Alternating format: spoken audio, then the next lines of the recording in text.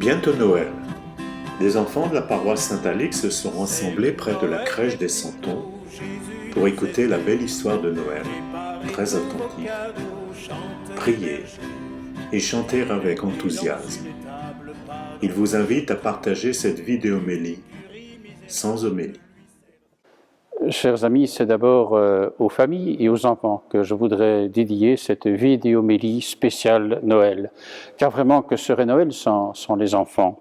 Et aujourd'hui, nous vous proposons une vidéomélie qui pourra permettre aux enfants et aux familles d'approfondir le mystère et la joie de Noël, même en ce temps de confinement. Nous le ferons avec le récit de Noël selon l'Évangile, et ce sera avec Luc Arens, un diacre et aussi un narrateur au talent bien connu et reconnu, avec aussi Théo Mertens, avec des chants d'une grande profondeur, et dans les textes nous entraînent à mieux comprendre aussi ce mystère de la fête de Noël et cette joie qui est la nôtre lorsque nous voulons nous remettre en présence du Seigneur, et aussi avec la prière de Joël Muller qui chaque année anime le Noël des tout-petits dans la paroisse Saint-Alix et qui permettra ainsi de découvrir combien la joie de Noël peut être grande. Alors avec vous les enfants, avec vous les familles, nous voulons bien sûr aujourd'hui rejoindre le mystère de Noël, et déjà avant d'entrer dans cette belle vidéomélie, je vous dis joyeux Noël.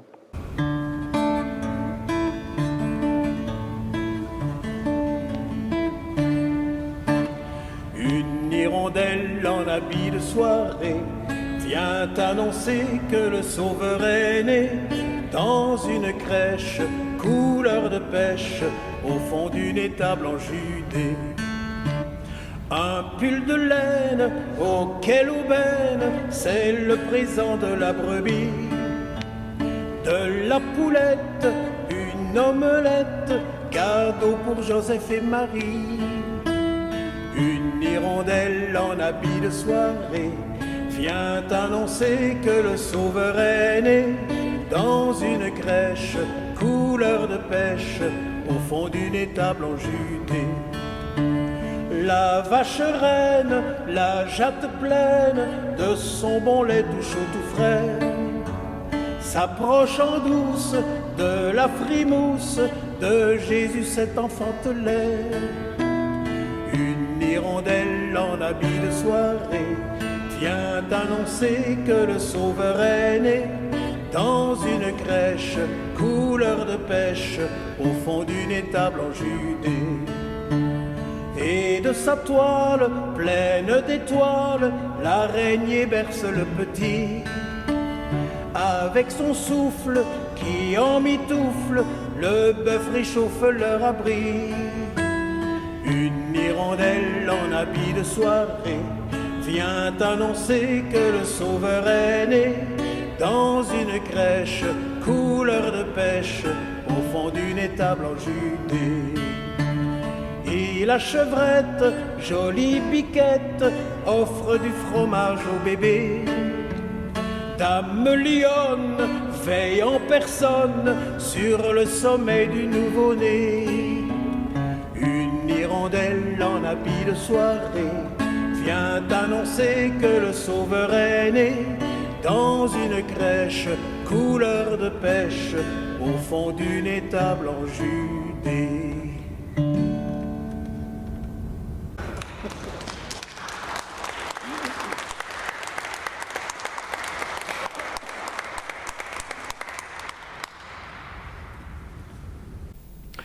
Bonjour les enfants. Alors c'est la fête de Noël. Est-ce que vous connaissez l'histoire de Noël?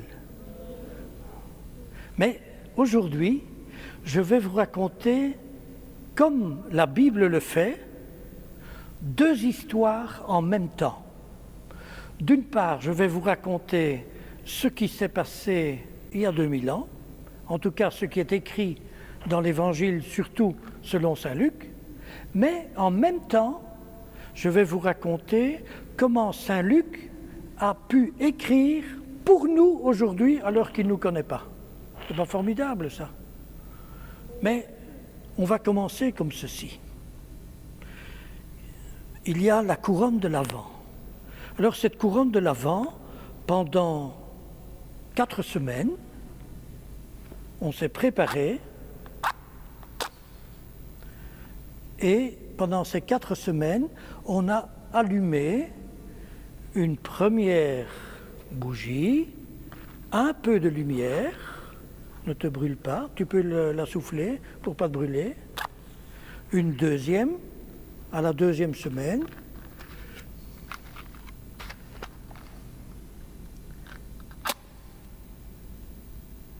Ne te brûle pas, parce que tout ça est fait pour faire du bien et pas pour se faire du mal, évidemment.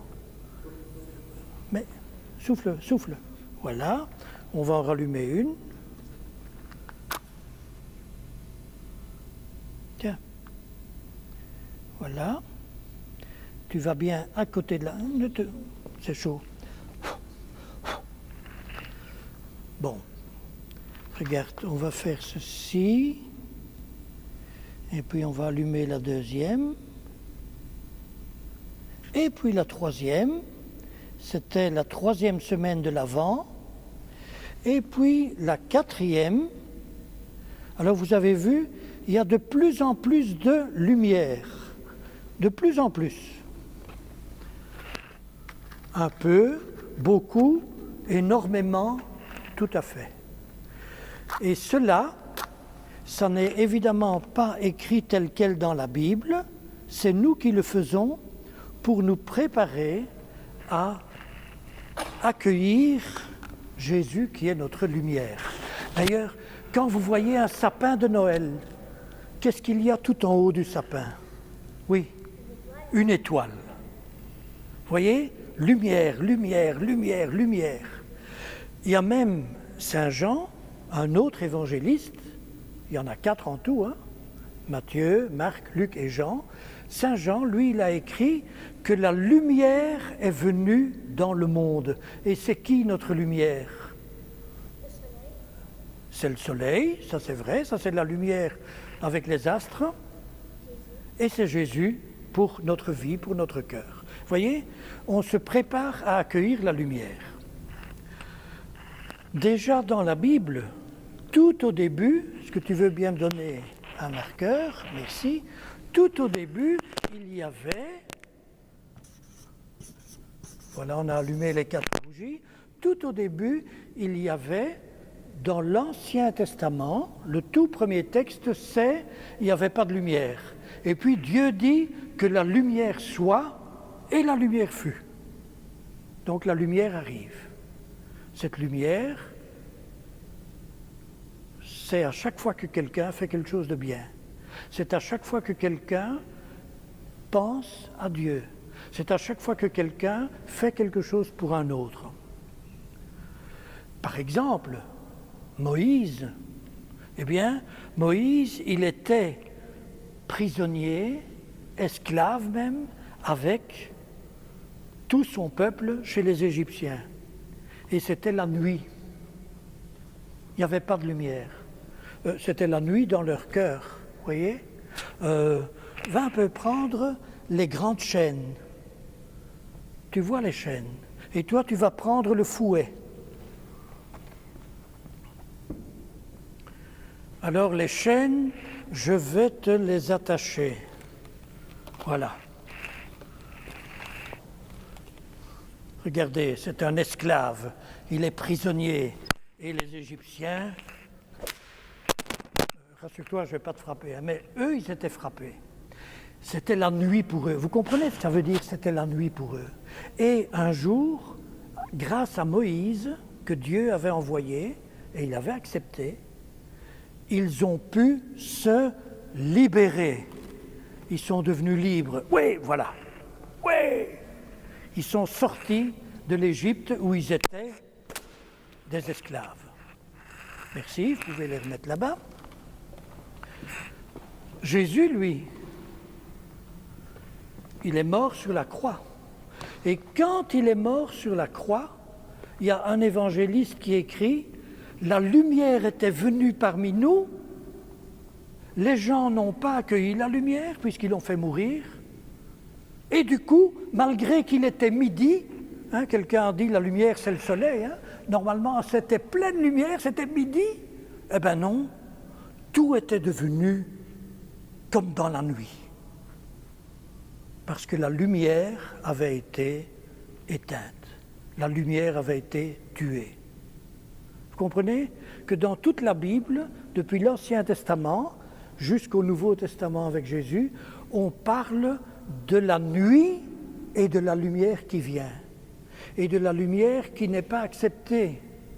Par exemple, dans le texte de Noël, lorsque Marie, est-ce que tu veux aller prendre la marionnette bleue? Tu vas chercher Joseph. Alors Marie et Joseph, ils venaient de Nazareth, ils étaient un couple, ils étaient mariés, ils vont faire ce qu'on ne peut pas faire maintenant, pendant qu'il y a le virus. Et Marie attendait un enfant. Est-ce que quelqu'un sait comment s'appelle l'enfant de Marie? C'est Jésus. Il était chez Marie. Et voilà qu'ils arrivent à 100 kilomètres de chez eux, à Bethléem. Ils frappent aux portes parce que Marie allait avoir son enfant. Joseph cherchait partout. C'était le moment ou jamais. Il fallait absolument une maison pour la naissance. Alors eux deux savaient qui était cet enfant. C'était Jésus, le Fils de Dieu. Dieu le Fils. Dieu qui venait vivre chez nous, sur notre terre, dans un de nos pays. Alors, vite, il frappe. Et partout, on dit, ah, excusez, il n'y a pas de place. Il n'y a pas de place pour vous. Il n'y a pas de place pour vous. Il n'y a pas de place pour vous. Toutes les portes étaient fermées. Je vais vite les dessiner. Toutes les portes étaient barrées, fermées. Il n'y avait pas de place pour eux. Et quand Jésus est né, cette nuit-là, raconte Saint Luc, quand Jésus est né, il est né dans une mangeoire, c'est-à-dire un bac où les bêtes viennent manger. Il n'avait même pas une maison de papa, de maman et d'enfants. Mais du coup, et ça c'est très important pour nous, il n'a pris la place de personne. Personne n'a dû partir pour que Jésus ait de la place. Jésus ne vient prendre la place de personne. Il vient nous accompagner tous pour nous aider. Si on veut bien ouvrir la porte de notre cœur, la porte de notre esprit. D'ailleurs, vous pouvez vous mettre de l'autre côté, là-bas. D'ailleurs, la mangeoire, ça veut dire que le Seigneur se donne à nous, que le Seigneur est notre nourriture, qu'il se laisse manger. Se laisser manger, est-ce qu'on va le... Est-ce que les gens dans son temps, non, hein, ils n'ont pas mis leurs dents sur sa chair. Mais ça veut dire qu'il nous donne tout. Jésus, dit Saint Luc, est né dans une mangeoire. Va un peu prendre le petit pain qui est là, avec le plateau doré qui est en dessous. Est-ce que vous connaissez ce genre de petit pain? Regardez, vous connaissez ce genre de petit pain? Oui? C'est pas un croissant.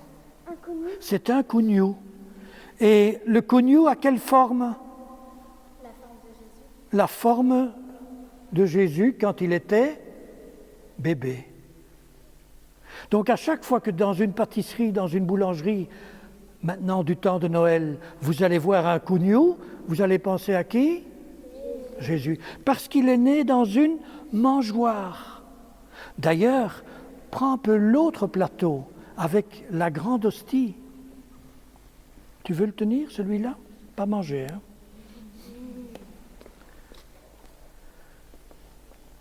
À la messe, Qui est-ce qui a déjà été à la messe? Oh ben ça c'est chouette.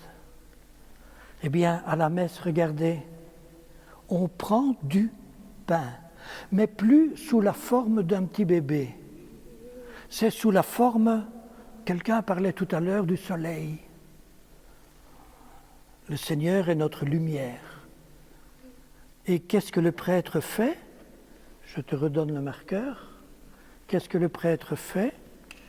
Il fait comme Jésus a toujours fait. Jésus vient chez nous. Viens un peu ici. Est-ce que tu as déjà fait ta première communion? Oui. Comment est-ce que tu mets tes mains? Tourne-toi vers ici. Regardez. Elle met ses mains comme une mangeoire. Et le prêtre, pour bien, ou le monsieur, ou la dame, ou le diacre, qui partage le corps du Christ, rappelle bien, c'est le Seigneur. C'est au fond Noël pour nous aujourd'hui, à chaque messe. On peut faire comme Marie, accueillir le Seigneur dans notre mangeoire et même dans notre corps, dans notre cœur, dans notre esprit. C'est beau à la messe. C'est Noël à chaque fois. Et vous voyez, Noël, ce n'est pas simplement une histoire d'il y a 2000 ans, quand Jésus était né à Bethléem, quand il était petit. Noël, c'est pour nous aujourd'hui, à chaque fois que quelqu'un accueille le Seigneur Jésus, l'Esprit de Dieu dans sa vie. Est-ce que c'est difficile à comprendre? Pas tellement. Mais on a toute sa vie pour essayer de comprendre cela. Merci. Alors, Jésus donc qui est né dans une mangeoire parce qu'il n'y avait pas de place pour eux, Jésus, eh bien sûr, il a grandi et toute sa vie, il a continué à se donner. Toute sa vie. Il a donné son temps. Il a donné ses forces. Il a donné sa parole.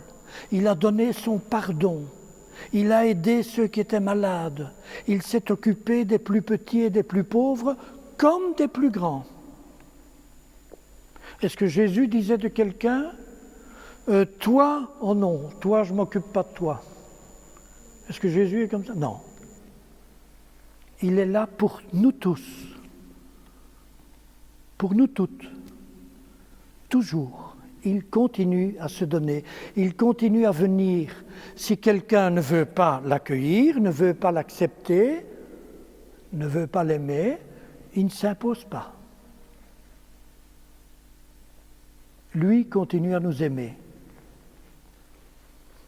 Vous voyez tout ce qu'il y a dans le texte de Noël. Ce n'est pas simplement le petit bébé qui est né, ah bon, ben voilà, c'est fini. Non, non, non, c'est le Seigneur qui vient pour nous. Alors, est-ce que tu veux, toi, prendre la grande statue blanche? Attention, elle est très lourde et très précieuse. Il y a même quelqu'un qui va aller t'aider. Toi, tu veux l'aider? Prenez-la à deux et apportez-la moi.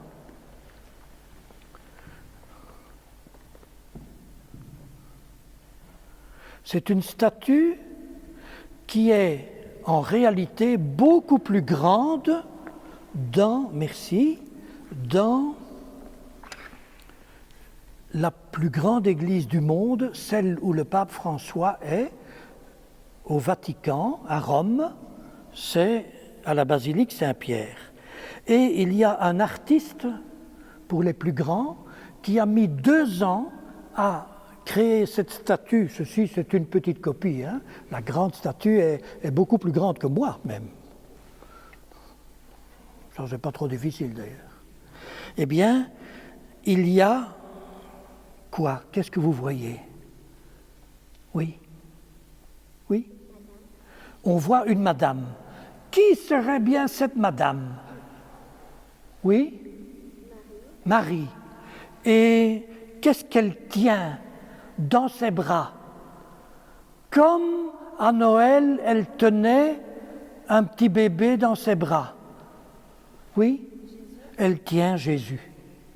Marie, pendant toute sa vie, a tenu son enfant, Jésus, dans son cœur. Pas toujours dans ses bras, évidemment. Hein. Ça, c'est à quel moment, ça, à votre avis? Oui. C'est quand Jésus est mort, il a été descendu de la croix, et voilà que Marie, comme à Noël, c'était au fond de nouveau Noël, elle a tenu encore, jusqu'au bout, son fils dans ses bras.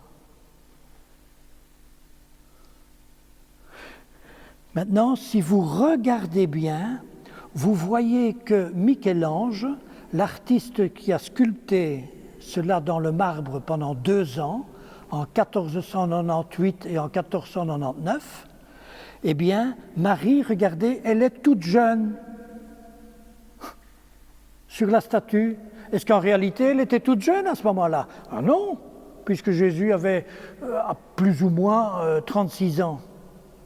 Mais l'artiste a sculpté le visage de Marie comme elle était à Noël, pour montrer que quand Jésus est mort et puis est devenu vivant pour toujours, est ressuscité, c'était une nouvelle naissance. La naissance de Jésus ressuscité, comme nous le connaissons maintenant. Un nouveau Noël, si vous voulez. Noël et Pâques, c'est vraiment la même chose. C'est la nuit qui devient lumière. C'est le tombeau qui s'ouvre pour la vie. D'ailleurs, vous pouvez le ramener. D'ailleurs, un autre artiste, toi, va un peu chercher la statue brune. Un autre artiste, non, en dessous, celle-là, oui. Attention, c'est lourd. Les sculptures, c'est lourd. Ne les cassez pas s'il y a moyen.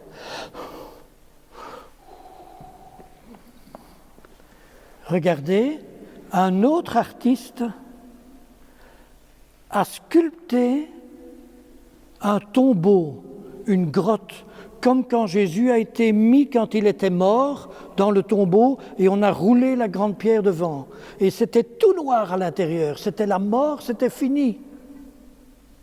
Mais grâce à Dieu qui est plus fort que la mort, la pierre a été de nouveau roulée, le tombeau s'est ouvert, et c'est le Seigneur qui est sorti vivant, pour toujours.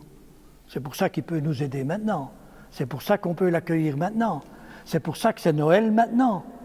Et regardez bien ce que celui et celle, parce qu'ils étaient 2 artistes qui ont fait cette belle sculpture, ont fait.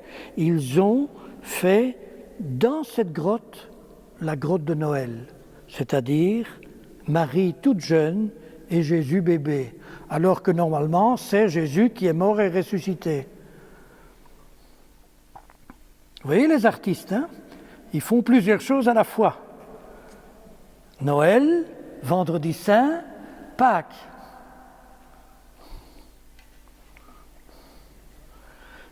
Si vous ne comprenez pas tout maintenant, ça ne fait rien. Vous ferez comme moi. Vous aurez toute votre vie pour essayer de découvrir ça. C'est la lumière de la vie qui revient. Dernière chose que je veux vous rappeler de cette histoire de Noël que vous connaissez bien, quels sont à votre avis les tout premiers qui ont pu voir que Jésus était né, que Dieu était venu sur notre terre, qu'il y avait une nouvelle naissance de l'humanité? Quels sont les tout premiers qui l'ont vu? Marie et Joseph, juste. Reviens un peu avec Marie. Marie est la toute première qui a fait comme nous à la communion. Elle est la toute première qui a eu le corps du Christ dans son corps. L'esprit du Christ dans son esprit. La vie du Christ dans sa vie. Et après Marie et Joseph, quels sont les tout premiers en dehors des parents? Oui, les bergers. Allez, il y en a deux là, tu vas avec ta voisine, allez chercher vite les 2 marionnettes bergers. Allez-y. Voilà.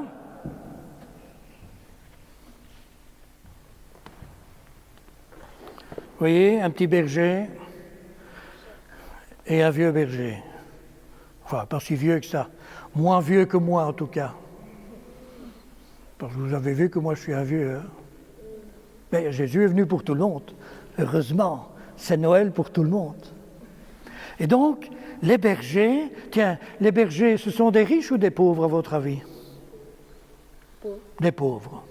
Non seulement ce sont des pauvres, mais ils sont rejetés. Ils ne peuvent pas habiter dans les maisons des villages avec les autres. Vous savez pourquoi? Parce qu'ils travaillent avec des bêtes. Et qu'en plus,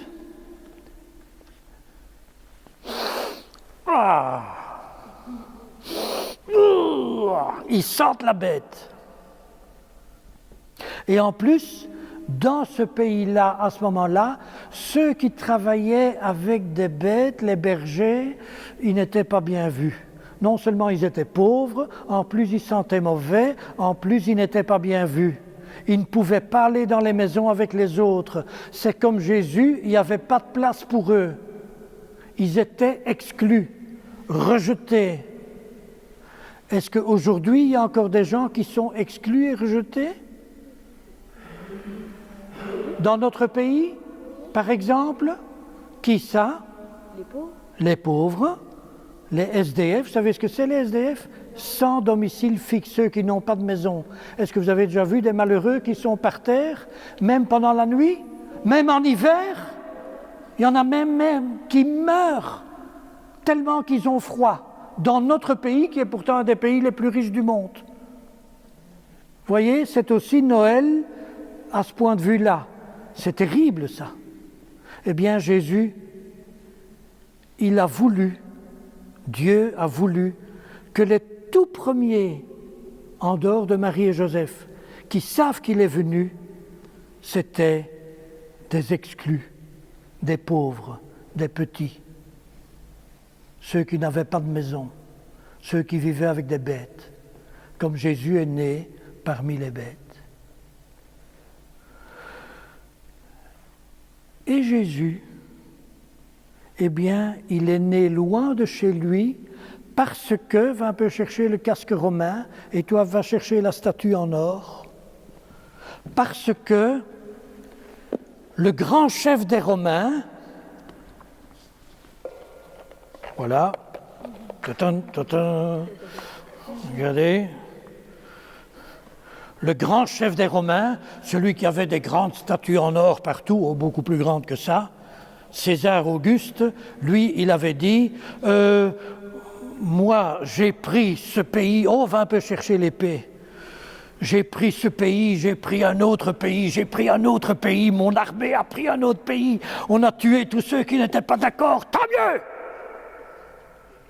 Et je veux absolument que tous les pays que j'ai pris, ça me rapporte beaucoup d'argent. Alors, on va compter combien de gens il y a, ça s'appelle un recensement, on va compter combien de gens il y a, et d'après le nombre de personnes, ils doivent tous payer pour moi. L'empereur de Rome. Vous voyez? Alors, dans le texte, dans le récit de Noël, il y a aussi 2 genres de rois. Il y a les rois qui demandent que tout le monde leur donne leur argent, qui prennent les autres. Et puis, il y a un autre roi, celui qui ne prend rien des autres. Il donne, il se donne. Il y a les rois comme l'empereur de Rome, César Auguste, et puis il y a le roi comme Jésus. Voilà un peu l'esprit de Noël. J'espère que vous avez compris quelque chose? C'est beaucoup à la fois, mais heureusement, vous ne me verrez plus, je ne vais plus revenir, et j'ai raconté en une fois ce que je voulais vous dire de Noël. Au revoir les amis.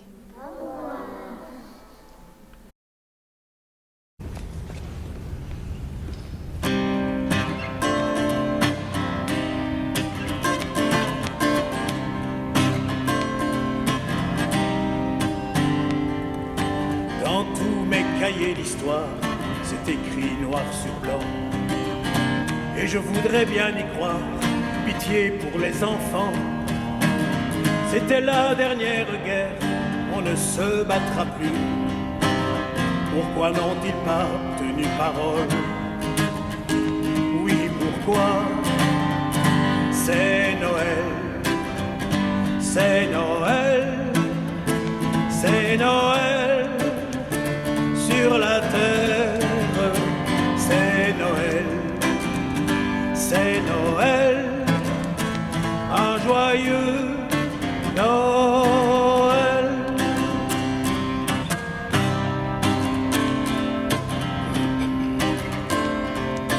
A-t-on le droit de tuer au nom d'égalité, de blesser, de torturer au nom de liberté? Des millions de pauvres gens s'écroulent sous la peur. Pourquoi n'ont-ils pas tenu parole? Oui, pourquoi?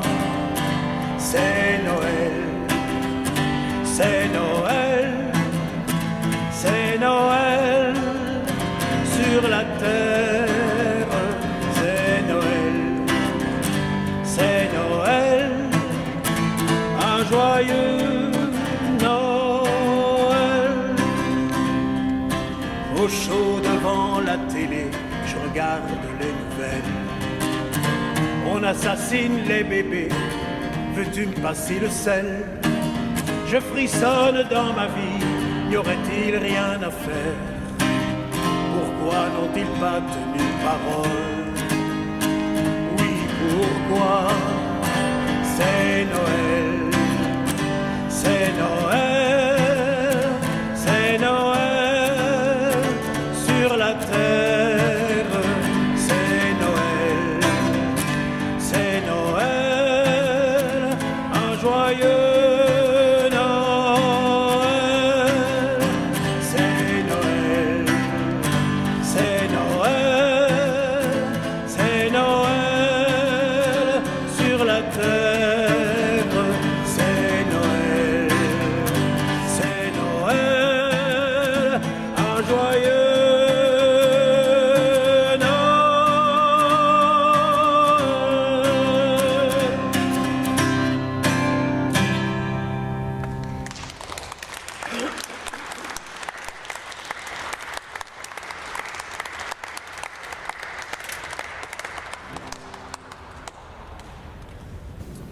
Alors oui, ce soir nous sommes là, au pied de cette crèche, avec chacun ici parmi nous, pour te redire, Seigneur, que l'on t'aime. Aide-nous à préparer cette naissance, en étant des bâtisseurs d'amour, des témoins, des passeurs de lumière, des artisans de paix. Viens habiter chez nous, Seigneur, dans nos maisons, nos écoles. Viens habiter dans nos cœurs. Offre-nous ta lumière, ta confiance et ton espérance. Oui, en ce jour, Seigneur, nous confions tous nos secrets, toutes nos joies. Protège-nous, Seigneur. Mets dans nos cœurs tout cet amour, toute cette lumière que tu apportes au monde entier, pour que Noël soit en nous chaque jour et aussi dans le monde entier. Amen. Allez, on y va, pour de bon. C'est le Noël des pipeaux, Jésus nous est né. Préparez tous vos cadeaux, chantent les bergers. Il est né dans une étable, pas dans un château. Une écurie misérable lui sert de berceau. Un bœuf et un âne gris, tous deux lui sourient. C'est le Noël des pipeaux, Jésus nous est né. Préparez tous vos cadeaux, chantent les bergers. Pas d'orchestre à mille cordes, pas de symphonie. Le Dieu de miséricorde nous donne son Fils. Un roi couché dans les langes nous vient aujourd'hui. C'est le Noël des pipeaux, Jésus nous est né. Préparez tous vos cadeaux, chantent les bergers. Une étoile fait la fête pour guider les pas. Sans tambour et sans trompette, de trois fameux rois, leur lançant un peu de myrrhe, ce sont leurs présents. C'est le Noël des pipeaux, Jésus nous est né. Préparez tous vos cadeaux, chantent les bergers, on tape dans les mains. C'est le Noël des pipeaux, Jésus nous est né. Préparez tous vos cadeaux, chantent les bergers. La la la la la la la la la la la la la la la.